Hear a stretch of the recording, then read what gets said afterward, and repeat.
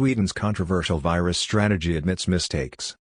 Sweden's top epidemiologist has admitted his strategy to fight COVID-19 resulted in too many deaths, after persuading his country to avoid a strict lockdown. If we were to encounter the same illness with the same knowledge that we have today, I think our response would land somewhere in between what Sweden did and what the rest of the world has done, Anders Tegnell said in an interview with Swedish radio. Tegnell is the brains behind Sweden's controversial approach to fighting the virus, and the government of Stefan Löfven has deferred to the epidemiologist in its official response to the pandemic. Gatherings of more than 50 people continue to be banned, but throughout the crisis, Swedes have been able to visit restaurants, go shopping, attend gyms and send children under 16 to school. The laxer approach to containing the virus has drawn both praise and condemnation from across the globe. What is beyond debate, however, is the effect the strategy has had on the country's death toll. At 43 deaths per 100,000, Sweden's mortality rate is among the highest globally and far exceeds that of neighboring Denmark and Norway, which imposed much tougher lockdowns at the onset of the pandemic. Clearly, there is potential for improvement in what we have done in Sweden, Tegnell said.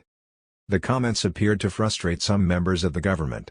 Sweden's Minister of Health and Social Affairs, Lena Hallengren, said Tegnell still can't give an exact answer on what other measures should have been taken. That question remains, I think, the minister said, according to Dagens Nyheter. Falling behind. Until now, Tegnell had argued that the long-term nature of the COVID-19 pandemic required a more sustainable response than severe and sudden lockdowns. Despite criticism from abroad, Tegnell's strategy enjoyed widespread support in Sweden. But with many other European Union countries now rolling back their lockdowns after appearing to bring COVID-19 under control, there are signs that Sweden may be left behind. That includes the freedom of movement of its citizens, as some EU countries restrict access to people coming from what are deemed high-risk COVID zones. The government has started to grow concerned at the apparent missteps taken to fight the spread of the virus in Sweden. On Monday, Löfven promised there'd be an inquiry into the handling of the crisis before the summer. Some lawmakers in Sweden's parliament were quick to weigh in. Jimmy Åkesson, the leader of the anti-immigration Sweden Democrats, tweeted that the comments by Tegnell are astonishing.